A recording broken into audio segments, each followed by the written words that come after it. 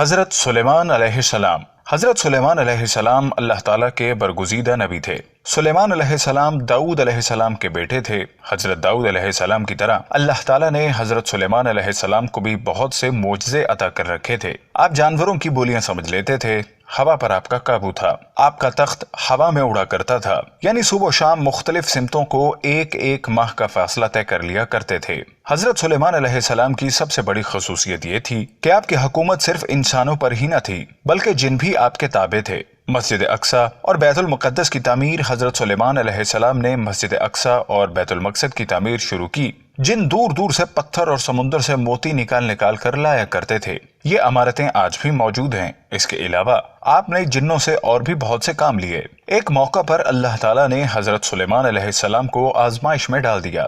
آپ کے پاس ایک انگوٹھی تھی جس پر اسم اعظم کندہ تھا۔ اس انگوٹھی کی بدولت آپ جنوں انس پر حکومت کیا کرتے تھے، لیکن وہ انگوٹھی کسی وجہ سے گم ہو گئی اور شیطان کے ہاتھ آ گئی، چنانچہ آپ تخت و سلطنت سے محروم ہو گئے۔ ایک مدت کے بعد وہ انگوٹھی شیطان کے ہاتھ سے دریا میں گر پڑی، جسے ایک مچھلی نے نگل لیا۔ وہ مچھلی حضرت سلیمان علیہ السلام نے پکڑ لی۔ جب اس کو چیرا گیا تو انگوٹھی اس کے پیٹ سے مل گئی، اور اسی طرح آپ کو دوبارہ سلطنت اور حکومت مل گئی۔ حالانکہ یہ بات غلط ہے کہ وہ انگوٹھی کی بدولت حکومت کرتے تھے۔ حکومت ان کو اللہ نے اپنے فضل خاص سے دی تھی۔ ملکہ سبا حضرت سلیمان علیہ السلام کے زمانے میں یمن کے علاقے پر ملکہ سبا کی حکومت تھی۔ ایک دن حضرت سلیمان علیہ السلام کا دربار لگا ہوا تھا، جس میں تمام جن و انس، چرند پرند اپنی اپنی جگہوں پر بیٹھے ہوئے تھے۔ دیکھا کہ خود غیر حاضر ہے۔ آپ نے فرمایا خود نظر نہیں آتا۔ اگر اس نے اس غیر حاضری کی معقول وجہ بیان نہ کی تو اسے سخت سزا دی جائے گی۔ ابھی یہ باتیں بیان ہو رہی تھی کہ ہدہد بھی حاضر ہو گیا۔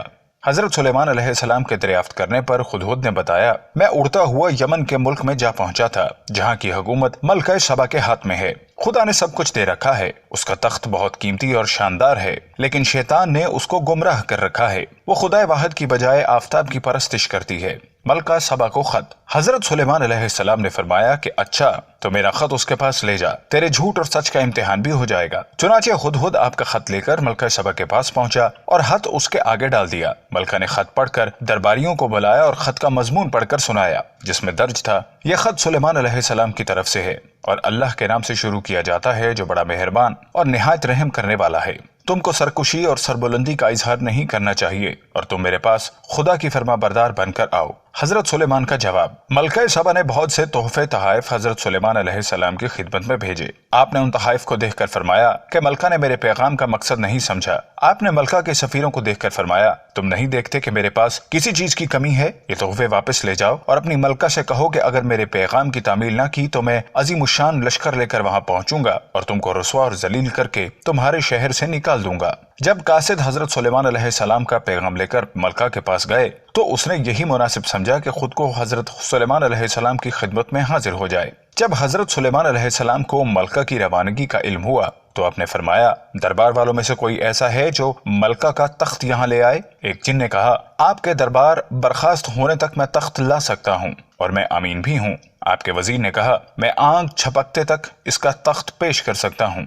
ملکہ سبا کا قبول اسلام۔ اور جو ہی حضرت سلیمان علیہ السلام نے مڑ کر دیکھا تو ملکہ کا تخت وہاں موجود تھا۔ اس پر حضرت سلیمان علیہ السلام نے اللہ کا شکر ادا کیا اور فرمایا کہ خدا کا یہ فضل میری آزمائش کے لیے ہے، تاکہ وہ دیکھے کہ اس حالت میں بھی اس کا شکر ادا کرتا ہوں یا نہیں۔ اب آپ نے حکم دیا کہ اس کی شکل بدل دی جائے۔ جب ملکہ حضرت سلیمان علیہ السلام کے دربار میں پہنچی تو اس سے پوچھا گیا، کیا تیرا تخت بھی ایسا ہی ہے جیسا یہ ہے؟ اس نے کہا، یہ تو وہی ہے۔ ملکہ سبا نے حضرت سلیمان علیہ السلام کے پیغمبرانہ جاہ و جلال کو دیکھ کر دین حق قبول کر لیا۔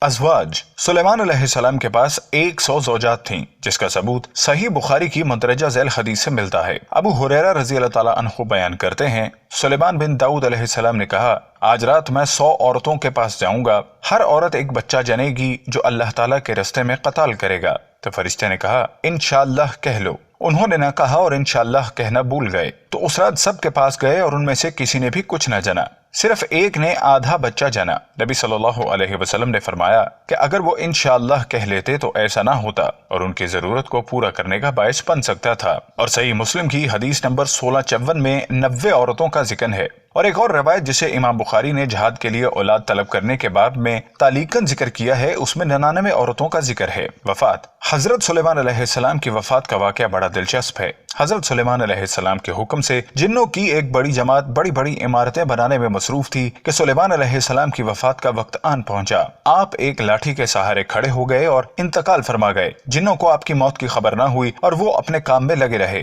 آخر ایک عرصے کے بعد جب ان کی لاٹھی کو دیمک نے چاٹ لیا تو وہ بودی ہو کر ٹوٹ کر گر پڑی اور حضرت سلیمان علیہ السلام جو لاٹھی کے سہارے کھڑے تھے وہ بھی گر پڑے۔ اس وقت جنوں کو معلوم ہوا کہ حضرت سلیمان علیہ السلام تو مدت سے انتقال کر چکے ہیں۔ آپ کا مزار 3 جگہوں پر موجود ہے: مسجد اقصی، بیت المقدس فلسطین، بحیرہ طبریہ فلسطین، قرقرستان۔ حضرت الیاس علیہ السلام، قرآن مجید کی 2 سورتوں میں آپ کا ذکر ہے۔ سورہ انعام کی آیت 85 میں حضرت زکریا علیہ السلام، یحییٰ علیہ السلام اور عیسیٰ علیہ السلام کے ساتھ آپ کا نام آیا ہے اور قرآن نے چاروں کو صالح کہا ہے۔ سورہ صافات آیت نمبر 123 میں آپ کو رسولوں میں شمار کیا گیا۔ پھر آیت 124 سے 129 تک آپ کا مختصر قصہ ہے کہ آپ کی قوم بعل نامی بت کو پوجتی تھی، آپ نے اسے خدائے واحد کی پرستش کے لیے کہا۔ اسی سورت کی آیت نمبر 130 میں آپ کو آل یاسین بھی کہا گیا ہے، مگر مترجمین اور مفسرین نے آل یاسین کو الیاس ہی لکھا ہے۔ آپ ہی کی صفات سے متصفف ایک پیغمبر کا نام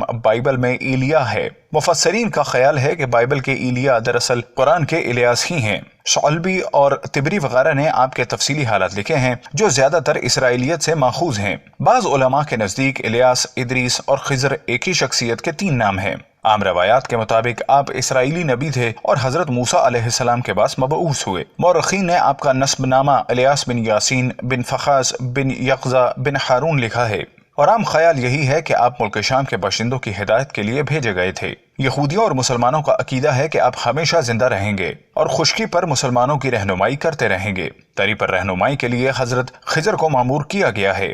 آپ کے بارے میں 3 قول ہیں: آسمانوں پر اٹھا لیے گئے، بیت المقدس سے الخلیل جبرون کے راستے میں دفن ہیں، بعلبق میں دفن ہیں۔